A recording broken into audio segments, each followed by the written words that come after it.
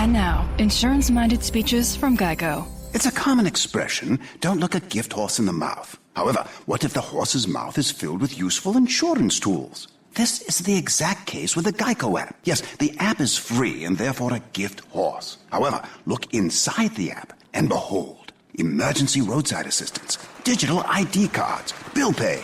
Get the Geico app. Look it in the mouth. Get amazing services. Thank you. Blog Talk Radio.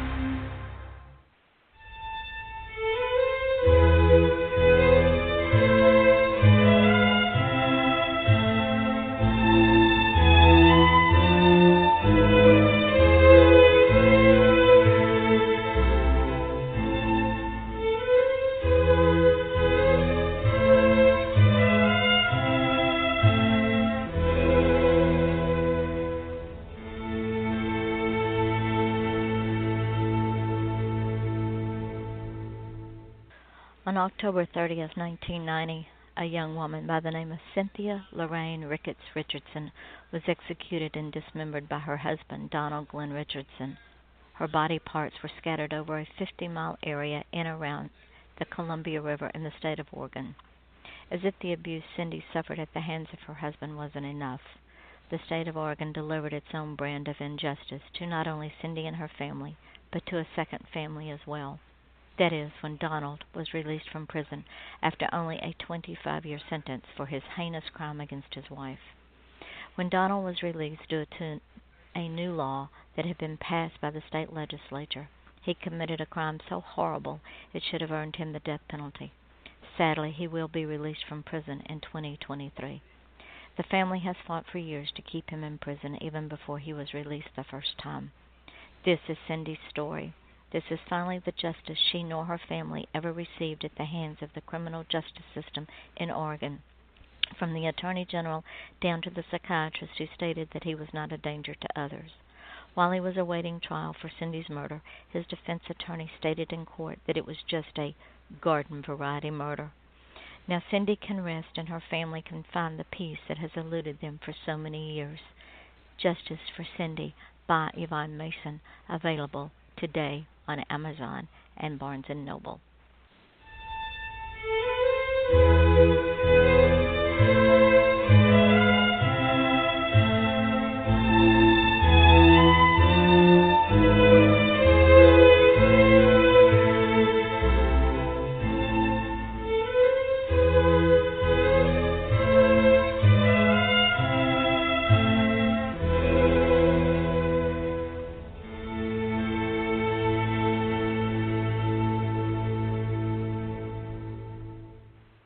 Good evening, ladies and gentlemen. It is Friday night, and if it's Friday night at 8 o'clock, it's Off the Chain with me, your host, Yvonne Mason.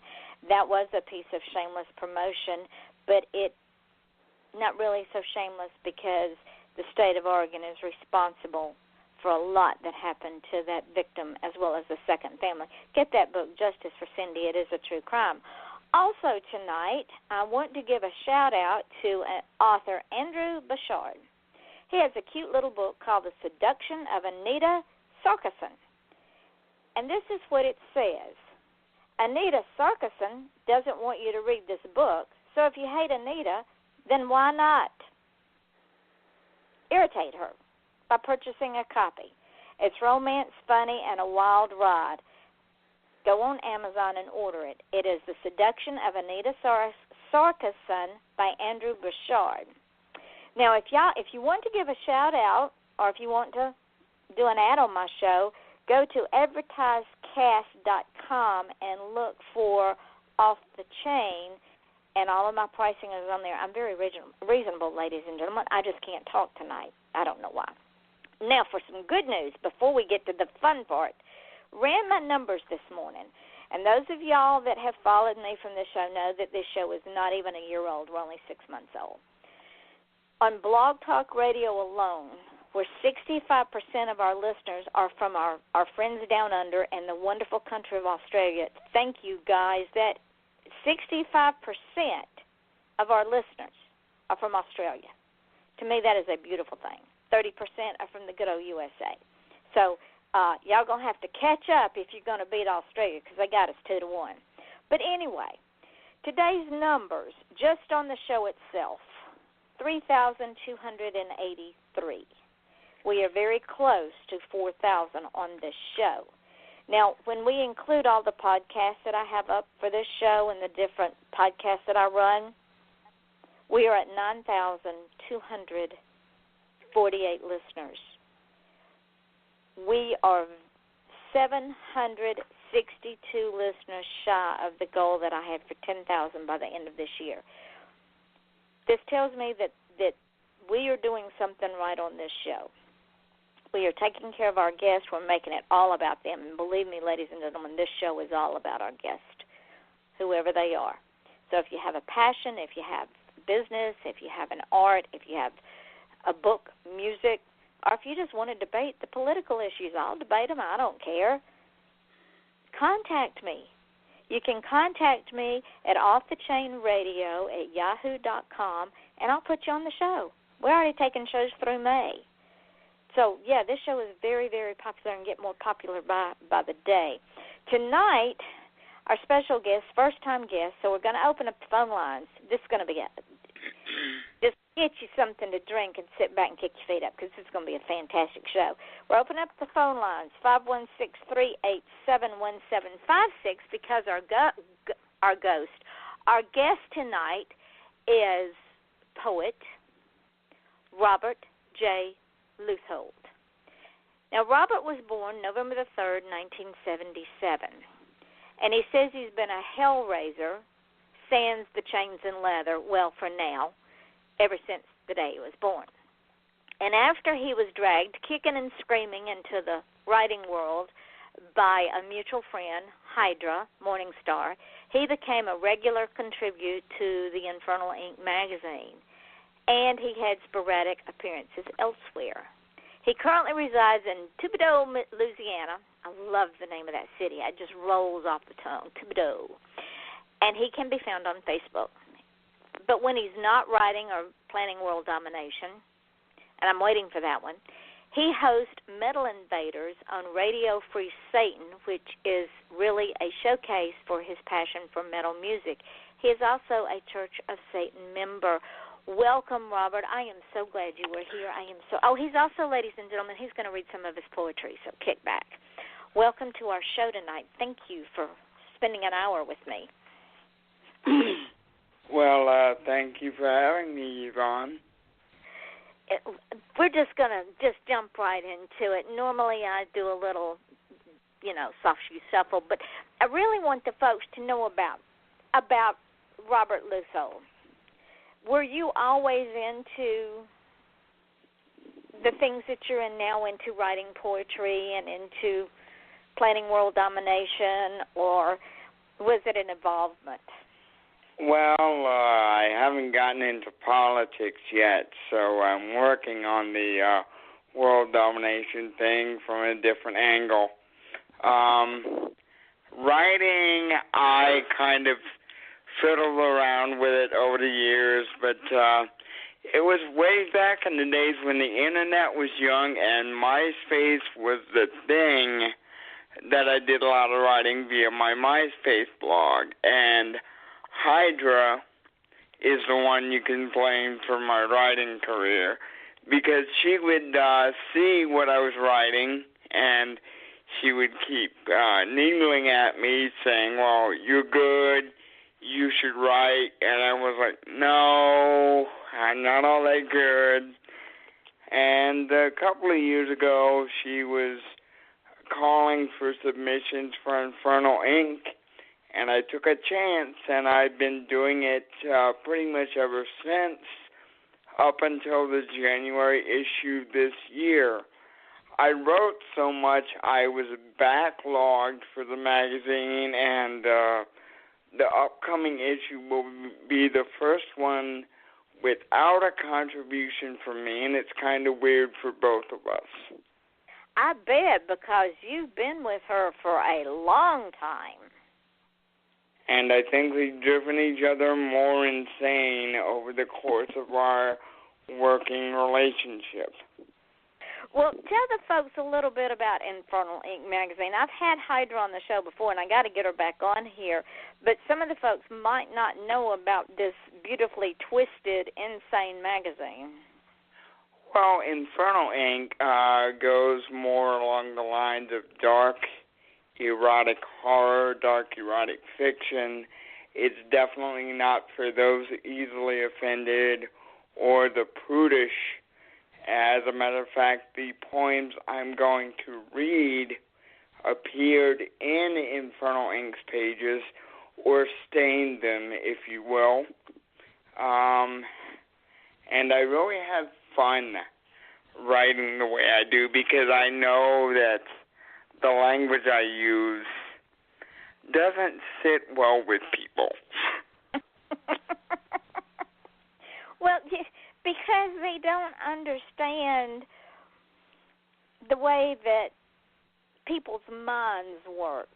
They don't open up their minds. My mother taught me a very valuable lesson. I was reading a book in college that I had to read for a book report. Hated the book. It was written in 1920s, and it was written by a female, and it drove me insane. And she said, Yvonne, just stop. Open your mind. Read that book with an open mind. Well, when I stopped fighting the words on the printed page, I learned some things. And it's the same thing with Infernal Ink. One can learn things in the most macabre, insane places. Oh, I agree. I definitely agree with that. And it can also be a good learning experience, wouldn't you say? I would say so, yes.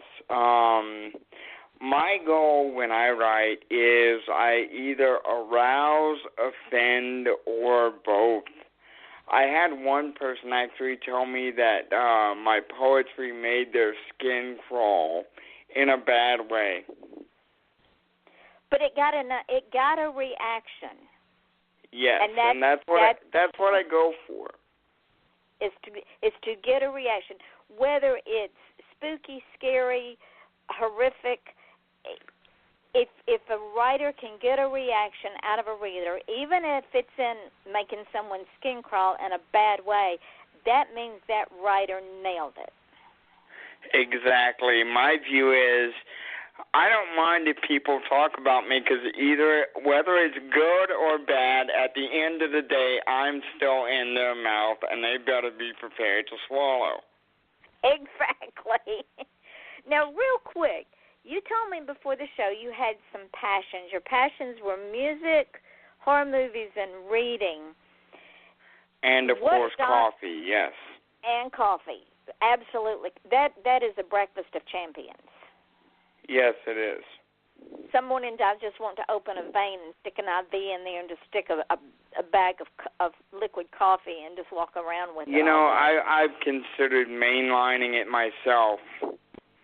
I like that. So, explain to the folks how music, horror movies, and of course reading, and we know what coffee does. It's our drug of choice. How it has inspired you and helped you on your journey of writing this beautiful, and it is beautiful poetry. Whether it's, even though it could be in a bad way to some people, it is beautifully written poetry. Explain to the folks how that has helped you. You're welcome. Well, with music is usually what opens up the creative juices in my mind. You see, my mind is a rather scary, dark place, but I live in my head most of the time, so it's cool, you know. I'll just move a skull here, move a cobweb there, and usually my writing technique is, it might be a dream or it might be a flash where I'm just sitting here and the words will flow. And certain music, like, for example, My Dying Bride, which is a doom metal band out of England, really hits that darkly romantic note when I'm writing. Yeah, they have somewhat romantic lyrics. Sometimes it deals with death. A lot of times it deals with sexuality. So there's also that. Not that there's anything wrong with sex, mind you. No, absolutely not. Before you read your first poem, if you will, I'm going to read something that I found. It might be on your list, it might not. But I'm going to read something that I found that you wrote January the 26th. On my Facebook page? Yes. And when I read it meant a lot to me. Sure, go ahead. And no, that's not one that I've chosen. It's one of my, I've chosen my erotic poetry for tonight, but do go ahead. Okay, because the reason that it struck a note with me is because many, many times we don't see beyond the surface of a person. Oh, I agree. And I think this is what you were trying to say, and I thought I've got to print this because some of us are underestimated all the time. Now, ladies and gentlemen, this is a very, very special, precious poem, and it's called Understanding, and it is written by Robert. He wrote it on Thursday, January the 26th of this year, and he says, "You may have seen me naked, but have you ever seen me cry? Seen me bared to the very core? Until you have, you don't know me, not really. This is not an accusation, but fact. Those who have seen understand. The missives I speak are but glimpses. Few dive in and try my inner workings. Few know how. Those that have covet this as a precious jewel." Robert, that is one of the most beautiful pieces I have ever read in my entire life. Thank you, Yvonne. It gave me chill bumps in a good way because you literally bared your soul in this piece. See, and that's what a lot of people that only see the surface, only look at what I post on Facebook, they miss what's inside. And I actually make people work for that. I don't leave it out in the open because vulnerability is dangerous because people can use that against you. And do quite That's frequently. Not paranoia, that's fact. But when I read this, I got it. And that was my point. I mean, I knew the right people reading that would understand. And I appreciate it because this poem, ladies and gentlemen, if you really listen to the poem with an open mind, what Robert is saying, in my interpretation, which could be wrong, but I think not, is you have to do more than just see the shell of Robert because there's more to Robert than just what you see. And he only lets a few people in because, like he says, vulnerability is dangerous. And those people that are allowed into the soul of this beautiful young man, and I say that in a very complimentary way, Robert, they receive a precious jewel because he is loyal, he is loving, and he will always be one's friend. Have I got that about right, Robert? Yes, it's like I tell people, if I like you, if I care for you, I'll move mountains for you, but if you piss me off, I'll drop them on your head. A man after my own heart. So, yes, I am framing this, if you don't mind, and saving it, and we'll probably read it the next time you come on the show because this is absolutely breathtaking. Oh, I don't mind at all, and thank you for the compliment again. You're quite welcome. Now moving on to a lighter side of our life. You are a member of Sure. the Church of Satan, and for the listening audience that doesn't understand, that think you're some dark, creepy monster looking to cart off their children by your claws, that's not what it is at all. Oh, no, and I can just very briefly go over that, but allow me to make clear that I am a member of the Church of Satan, but I do not speak for the Church of Satan. Very good. All right. From the top, go ahead. Go ahead. I'm sorry. Now, finish your thought. Okay.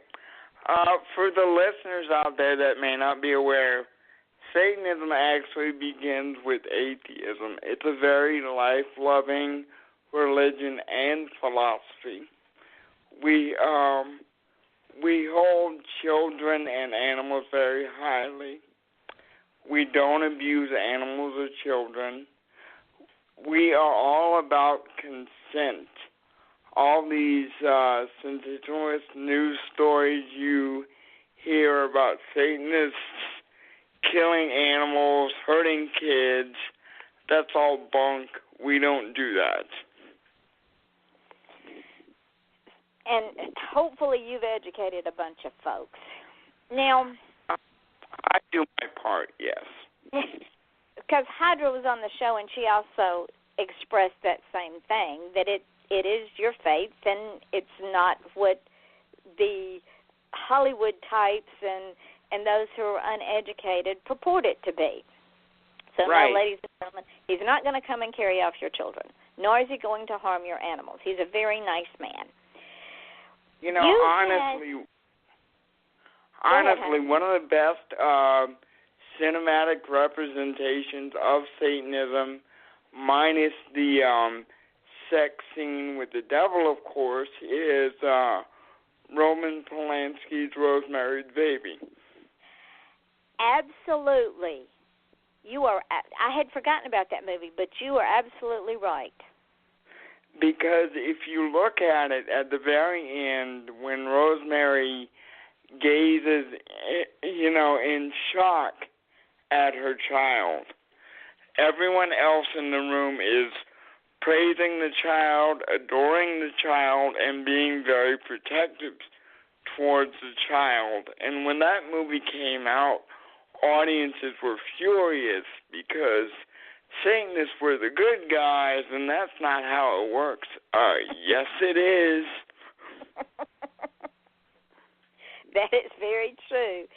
Now, we have teased our listeners long enough. So, the floor is now yours. Read your first poem, and then let's discuss it. Okay. Yes, I will admit, I freely admit, and you'll have to forgive me, I have help staff, and it sounds like they're back, so you may hear the door opening. But yes, I am a horrible, horrible tease. We've teased your audience the entire time. We're going to read Robert's poetry, and just as a fair warning, if you have small children in the room, you might want to get them out of the room, because if not, they'll learn some interesting new words. This one is actually called The Maiden of the Black Earth. And I'll actually describe the poem a little bit. This one actually started with, I had this idea in my mind of a kind of like, the blighted spot in woods that you always hear about in these almost Lovecraftian horror stories. And it took off from there, and it went into a very sexual direction. And All right, this is called The Maiden of the Black Earth, and it was in Infernal Inc. I can't quite remember which issue right now, but here we go. This is actually going to be the first time I've read work of mine, so do forgive Wonderful. if I kind of stutter a little bit. No worries. All right. Wandering through autumnal woods alone. Sorry, I'm a little nervous here. Well, just take a deep breath, just me and you, having a conversation. All right. I came upon a barren spot where nothing grew. A blighted spot. Sorry. Save okay. for a... Hold on, let me take a deep breath and just start over. That's fine. Take your time, Robert. It's no I problem. don't know why I'm so nervous. Sweetheart, it's just me and you. Don't worry a I know, thing about but, it. you know, the whole 9,000 listeners. They're going to love you. Trust me. You're doing wonderful. I am very proud of you. And I am encouraging you, get your poetry out there, because we have a surprise for the audience after you get through reading your poetry that they get to look forward to. Oh, yes. They're going to love me? Are you sure? Have you bribed the right people? Yes, You bribed the right people, right? That's why they're going to love me, right? And if no, they don't I'm love kidding. you, I'll just send the monkeys after them. It's no big deal. Oh, so you got flying monkeys too, huh? I do. So just take a deep breath, because now you've got me interested in this poem, and I want to hear the rest of it. All right. I was just doing that to kind of relax myself, and it worked. It worked. It worked. Now you're ready to rock and roll. All right.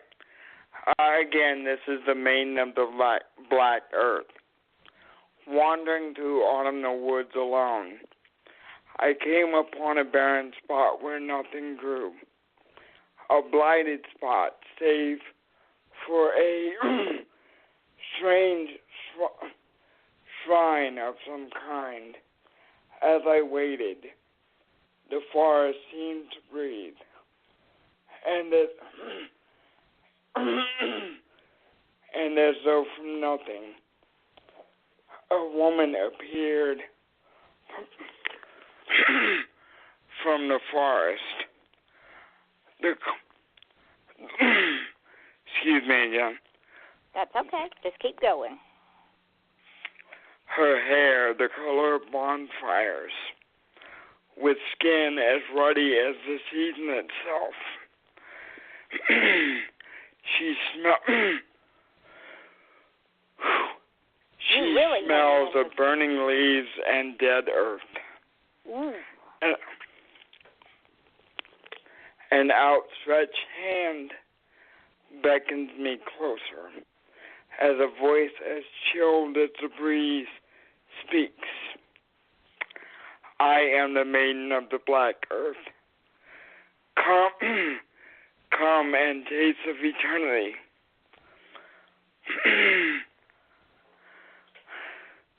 I am helpless to... Hold on, I need to take a breath here. Take a breath. All right, let me just give your listeners a bit of an aside.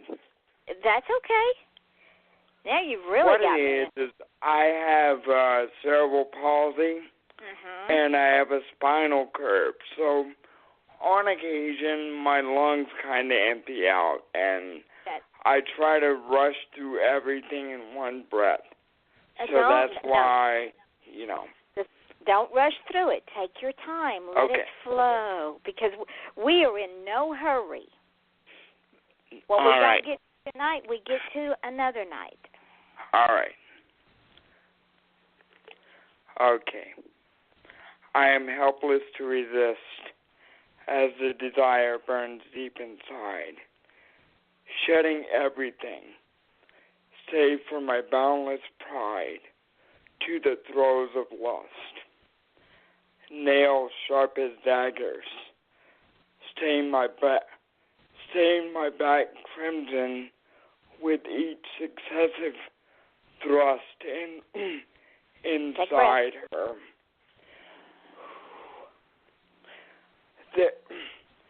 The air tight. The air tight with tension and magic as our sea nourishes the earth.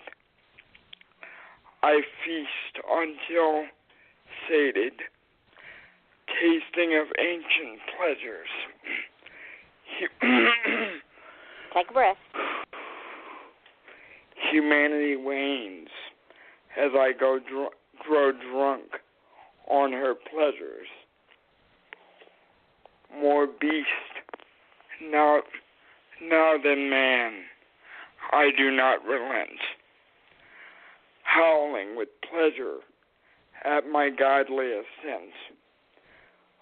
What was before is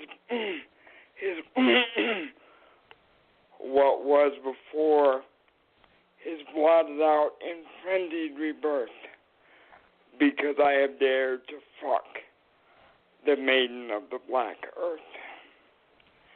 That is beautiful. Thank you. I'm sorry I kind of had a few false starts there, but... No need to apologize. And because let me tell you something. Reading that and having difficulty breathing and reading that, I can understand. But you persevered, and it even gave it a more haunting reading, because I can see the person being affected by the maiden of the black earth and struggling to move forward in this blighted area. Yes, that's really what it was. I believe I was listening to some typo negative at the time, and I wrote this actually around Halloween a couple of years ago, and it just flowed much better than my reading of it, but it flowed. Robert, the reading was perfect. I'm telling you, the reading was fun, my friend. It's haunting. And Thank the you. struggle with the reading was like the person was struggling in this poem. And I know it wasn't something you planned, but it fit the poem. So don't apologize. Thank wow. you. And like I said, that was actually my first time ever reading work of mine. But a lot of the way I write, I always like to leave a lot of it to my reader to kind of give them a miniature movie in the mind. And that's usually, case in point with this one. I won't even say there's an undertone of sexuality. There is blatant sexuality in a lot of my poems. And a lot of people don't like the fact that I don't like using the word pussy, because right. I feel that pussy is overused. I prefer to use cunt. People don't like when you use that word, but I love that word, and let me tell you why. It rolls right off the tongue. And it fits in the writings that you do, because the what you're trying to portray is raw and guttural, and it's not what's another word? It's raw and guttural and savage. Yes, it is. My work isn't for everyone, and a lot of my work is inspired in part by the works of the Marquis de Sade. I feel that the current idea of what BDSM is because of 50 Shades of Grey is not really BDSM, but it's abuse. Thank you. Thank you so much. I have been preaching that ever since those books came out. 50 Shades of Grey is more, much like Twilight, because 50 Shades started as a Twilight fan fiction. Not very many people know that. Twilight and 50 Shades of Grey are both symptomatic of abusive relationships. Yes, they are. You are exactly right. And I am a survivor of domestic abuse. So my husband and I were out one day, and I picked up the book to see what all the hype was about, and it took me about 3 sentences to almost throw that book down and throw up in the store, because I said, this is abuse. This is sexual and domestic abuse, and they're praising it as something wonderful, and it isn't. So to hear a man say that they agree that 50 Shades is abuse, my hat is off to you. You know, when people try to tell me watch, 50 Shades of Grey, I say, no, thank you. I'd rather watch Secretary. Secretary is a more accurate depiction of a BDSM relationship. That is true, because they don't have to. One partner doesn't have to kidnap the other one in order to make them comply. BDSM is all about a willful surrendering of control, but once that control is surrendered, then the dominant is responsible for taking care and seeing to the welfare of their submissives. Exactly. It's not about, battering the submissive, seeing how much they can take. Because then that becomes abuse, if not outright slavery. There's a difference, and there's a line. And with BDSM, there's not mental and emotional abuse as there is in domestic abuse. Right. Now, this probably goes deeper down this rabbit hole than intended, at least for this first show. But some people do have fetishes where they get subjected to abuse. I personally don't feel a need for that. Granted, fetishes are what they are. I found out that some people have wheelchair fetishes. So, hey, more fun for me. Exactly. There's no abuse there. To kind of make a little light of all this, I'm sure you've heard the phrase, once you go black, you never go back. Well, I tell people, once you go gimp, you walk with a limp. Robert, you're a mess. You are an absolute mess. I don't know about you, my friend. See why I warned you. I did warn you, if you remember. You are amazing. You're absolutely amazing. You're amazing with your poetry. You're amazing with your take on life. And if more people wouldn't take life so seriously, think how much more fun they would have. Some people just don't know what it means to have fun. Exactly, and it doesn't matter what state you're in. It's bottom line, it's all about the inside and how one is happy from the inside out, or one is accepting of the inside out. It doesn't matter what's going on around you. It all comes from within. Would you agree with that? Oh, yeah, I definitely agree. Now, all of that said, I do have my shortcomings. I do have my hang-ups. I mean, I've got depression. I've got things like that. I think every writer has a little bit of damage and a little bit of darkness to them. I mean, stairs are my arch enemy.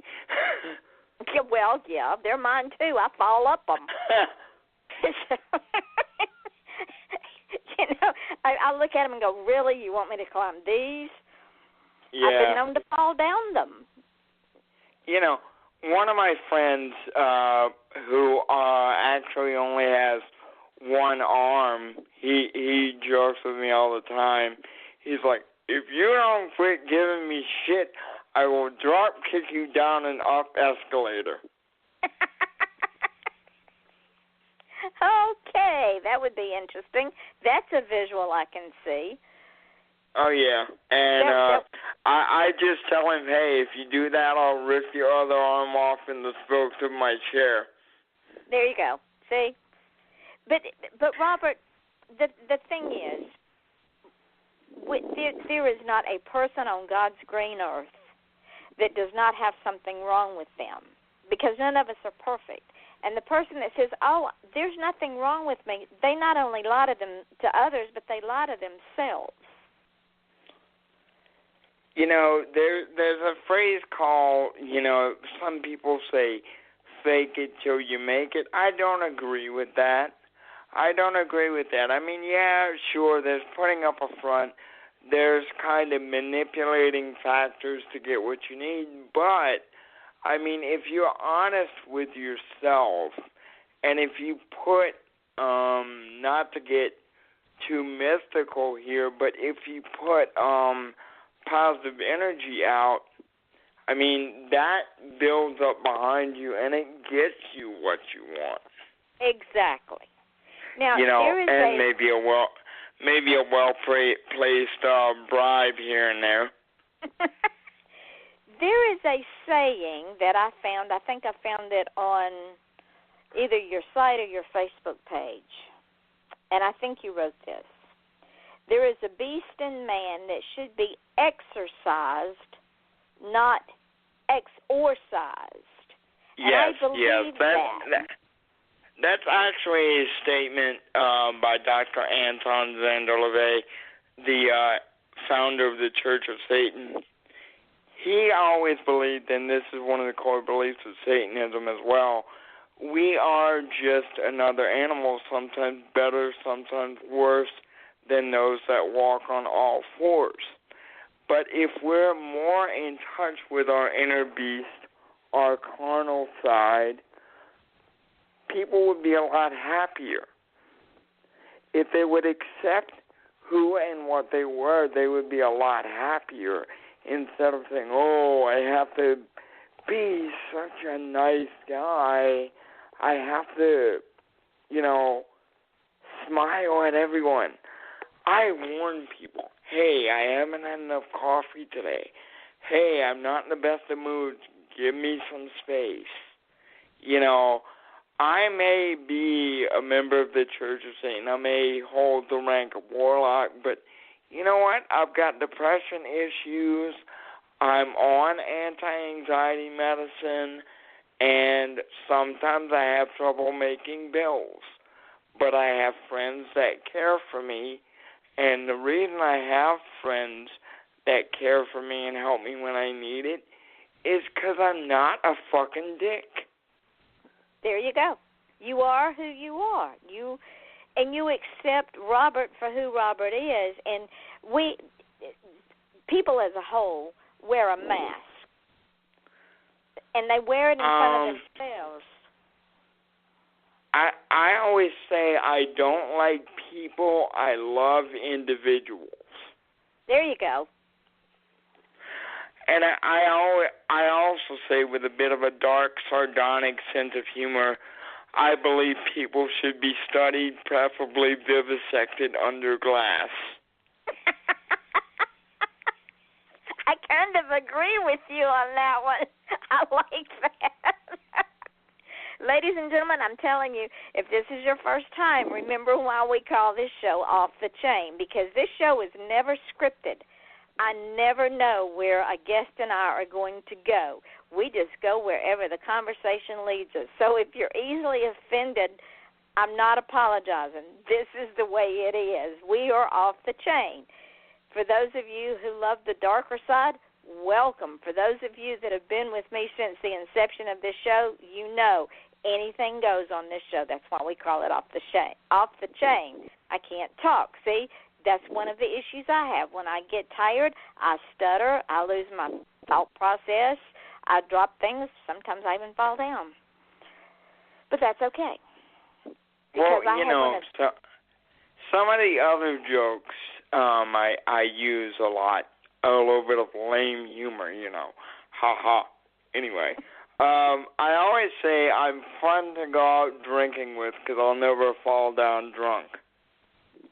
No, because you're always sitting. Yeah. See? And, if the writing hadn't taken off, I'd be a comedian on wheels. Oh, wait, I am. You need to take this show on the road, Robert, because you have a lot of humor inside of you. Well, I'll tell you, humor. If I didn't have the humor, I think I would have lost what little bit of a mind I have. I think I would be screaming. That's why I use the humor, which is more often than not self-deprecating. It's kind of an ego check because, I have an ego about the size of California. Back when Arnold was running California, my ego's that big.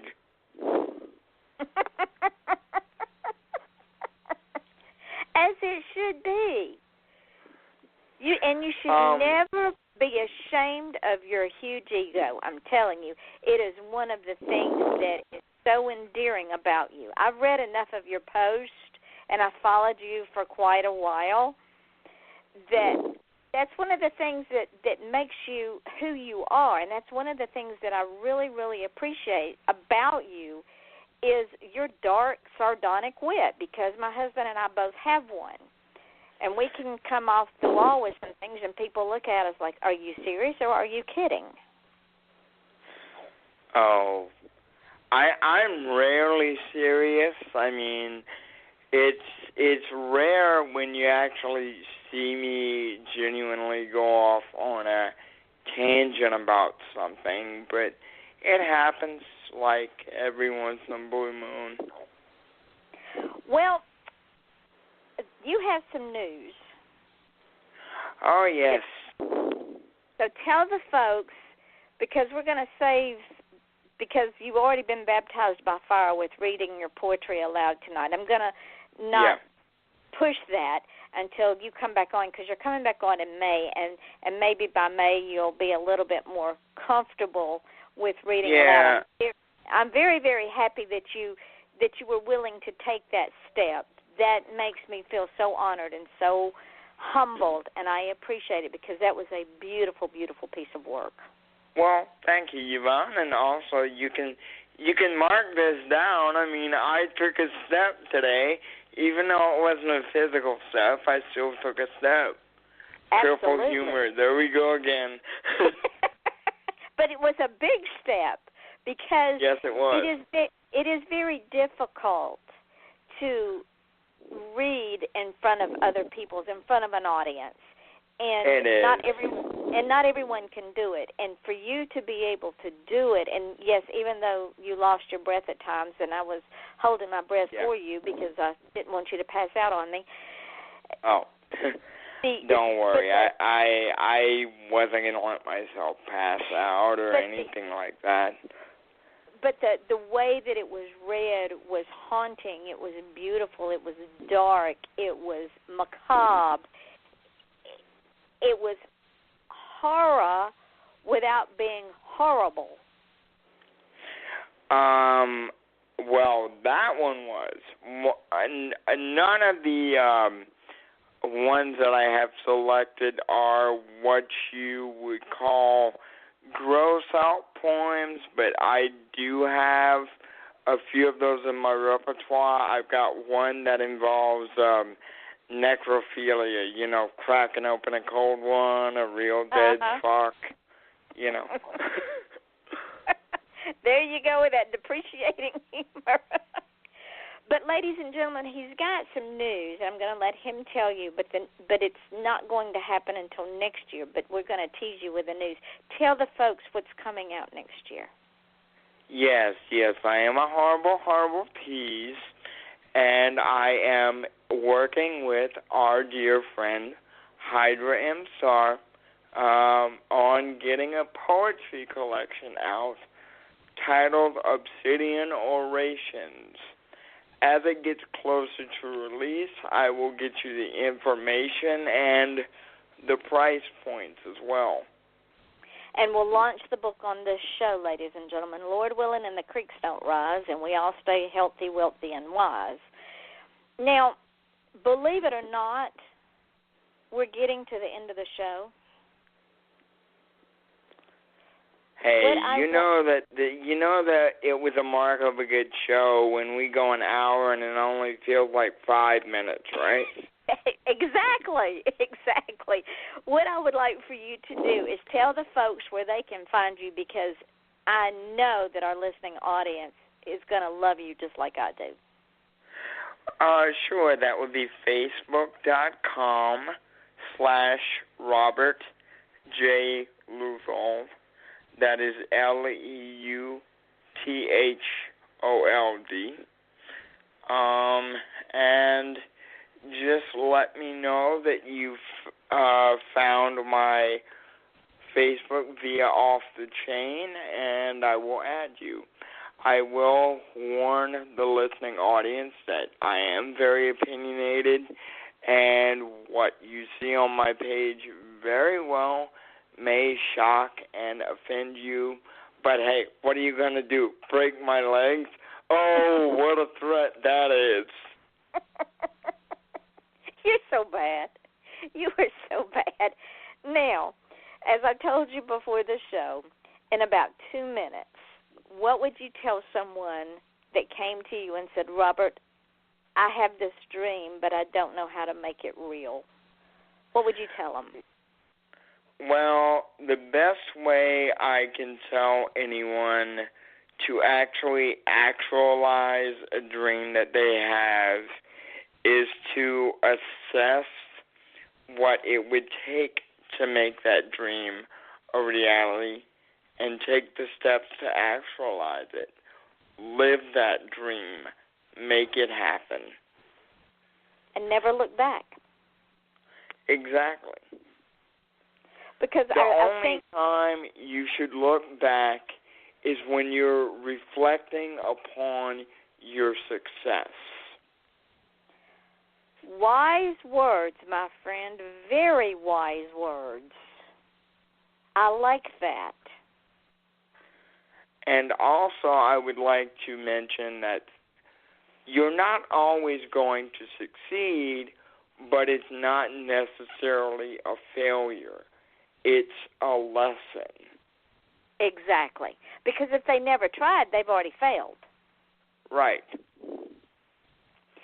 So, ladies and gentlemen, those of you that know me know that the last 4 or 5 minutes of the show, I try to impart some philosophical words of wisdom. And my brother, who I've talked about before, who is mentally and physically challenged, and I call him unique. In the 50s, we called him retarded. That was the labels they gave. But my brother was never supposed to be successful. Well, my brother taught me that failure is never an option, and that in order to be successful, one has to take that first step, and one has to believe, and one has to understand that the word can't, C-A-N''T, is not in one's vocabulary. Now, I understand how difficult it was for Robert to read that poem, because I understand how difficult it is for Robert to breathe and try to talk while under a stressful situation. And it was very stressful. And I am so, so proud and appreciative and humbled because Robert took that step. That is success. Would you agree, Robert? Yes, I would. So when someone comes up to me or comes up to Robert, now understand, ladies and gentlemen, Robert is in a wheelchair. Robert has to have help in his home in order to do the things that need to be done. But that has not stopped Robert from being successful. This man is very successful. He writes beautiful poetry. And yes, sometimes it can be a little bit off the cuff, but get past it, ladies and gentlemen. Pay attention to the flow, to the meaning, and to the words. And just like when he read that poet tonight, I could see it. It was absolutely stunning. So before you use the excuse of, well, I have too much of this, I have too much of that, I have small children, I work, I do this, I do that, I go to the gym, my kids are in soccer, my kids are in softball, my kids are this, my kids are that, my husband does it. Stop. Excuses don't work. This entire universe is made up of dreamers, inventors, painters, writers, artists, musicians. Without the dreamers, we would not have the things we have. We wouldn't even have Robert's wheelchair without the dreamers. So if you have a dream, never, ever, ever allow anyone to steal that dream without your permission. Never allow anyone to tell you or your child that they are not good enough, because you are and they are. Whatever that dream is, if it's dog catcher, if it's garbage collector, it is your dream or their dream, and they're entitled to it. You're entitled to it. So remember, when you say, well, I don't have this and I don't have that and I don't have time and da-da-da-da-da, those are excuses. Am I right, Robert? Yes, and actually I can't remember who said this exactly, but it's a phrase that a friend of mine used, and it fits. If it's important to you, you'll find a way. If not, you'll find an excuse. Exactly. So, ladies and gentlemen, how important is your dream? I went to college at 52 years old. I graduated with a 4.0 GPA. I became a bounty hunter at 54. I published my first book at 56. I started my own radio show 6 months ago. I'm 65. So it's never too late. Because when you get on that deathbed at night and you're on your way out the door and somebody says, do you have regrets? Don't be that person. Right, Robert? Right. I don't have regrets. I have things I wish I would have done differently, but I don't call them regrets. And I don't let myself be held back by, oh, I should have done this. Oh, I should have done that. I can't change what I've done. I can only adjust. And move forward. Right. And you can't bring the past with you, because if you bring the past with you, guess what? You get bogged down and you can't go into the present or the future. So, exactly. Ladies, if you've got a dream, live it. I'm telling you, from experience, live the dream. As my brother says, failure is never an option. Tomorrow night, we will have Vicki Goodwin on our show. She is an author. She'll be here at 8 o'clock for Off the Chain. Robert, my friend, you are an amazing human being, and I thank you so, so much for spending an hour with me and doing your debut reading on my show. Thank you. It was a pleasure. So, ladies and gentlemen, love yourself, love each other. Yourself, accept each other, and know that If it's Saturday night at 8 o'clock, it's Off the Chain. We will be here again on Wednesday night with our friend Taylor Dawn. It's her second show with us. Be sure and join us at 8 o'clock on Wednesday night as well. And Robert, my friend, I'm going to say good night so that you can go rest, and I will send you all the tags for the shows. All right. Thank you, Yvonne. You're welcome, sweetheart. Good night, my darling. Have a pleasant evening. You too. All righty. Bye-bye. Bye-bye.